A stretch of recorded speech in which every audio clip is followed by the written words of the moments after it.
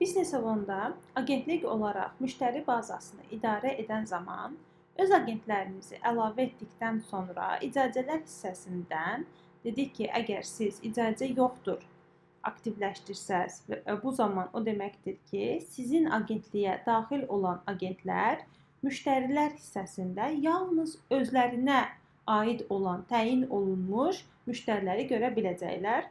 Burada isə mən əsas profil admindir. Burada gördüyünüz kimi 3 dənə agent var. Biri Rahimə Əliyeva admindir, digərləri isə adi agentlərdir. Bu tənzimləmələrdən sonra Rahimə Əliyeva bütün elanları, müştəriləri görə bilər.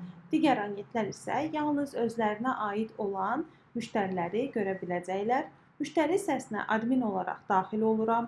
Burada ümumi siyahıda 3 agentə də aid edilmiş, əsayn edilmiş müştəriləri görə bilirəm və onlara uyğun eyni zamanda axtarışlar elə bilirəm.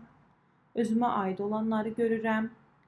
Testə aid olan müştəriləri görürəm. Yahyaya aid olan müştəriləri görürəm. İstənilən müştəriyə aid olan təyin olunmuş agenti də dəyişə bilərəm. Məsələn, buna daxil oluram. Redaktör hissəsinə gəlirəm və təyin elədiyim agenti dəyişirəm və yadda saxlayıram. İndi isə gəlin digər adi agent kimi müştəri bazasını görək. Bu profildə isə görürsünüz, test olaraq daxil olmuşam test təşkilatına, tənzimləmələri daxil oluram və burada yalnız baxıram təşkilatdan. Burada şirkəti dəyiş hissəsində, yəni həmin istifadəçi həm öz təşkilatını burada görə bilir, həm də aid olduğu şirkət hesabına keçə bilir. Şirkəti dəyiş hissəsindən Bakı Əmlak Agentliyinə daxil oluram və artıq mən bura bir agent olaraq daxil olmuş sayılıram və gəlirəm müştərilər hissəsinə. Buradan gördüyünüz kimi yalnız özümə aid olan bu şirkət daxilində özümə aid olan 3 dənə müştərini görə bilirəm və eləcə də onlar üzərində dəyişikliklər edə bilmirəm. Çünki siz yalnız görmə icazəsini həmin agentə təyin etmisiniz. Burada heç bir dəyişiklik edə bilmirəm.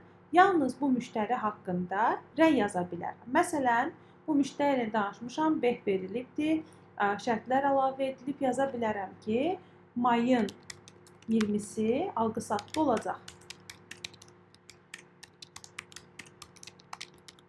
Bu rəyi əlavə etdikdən sonra bu zaman sizə, yəni admin əsas hesaba artıq bildiriş gələcək ki, digər agent hər hansısa bir müştəri haqqında rəy yazdı və səhifəni yeniləsək görə bilərik ki, burada həmin bildiriş aktivdir və həmin bildirişə daxil olaraq görə bilirsiniz ki, sizin agentiniz bir müştəri haqqında rəy yazdı, mayın 20-si alqı-satqı olacaq və artıq siz xəbərdar olursunuz ki, sizin agentləriniz hansı müştərilərlə işləyirlər və hal-hazırda onların statusları nədir və yaxud da nə zaman alqı-satqı olacaq. Siz də buradan eyni zamanda hər hansısa bir məlumat yazsaz, məsələn, müqaviləni hazırla yazırıq.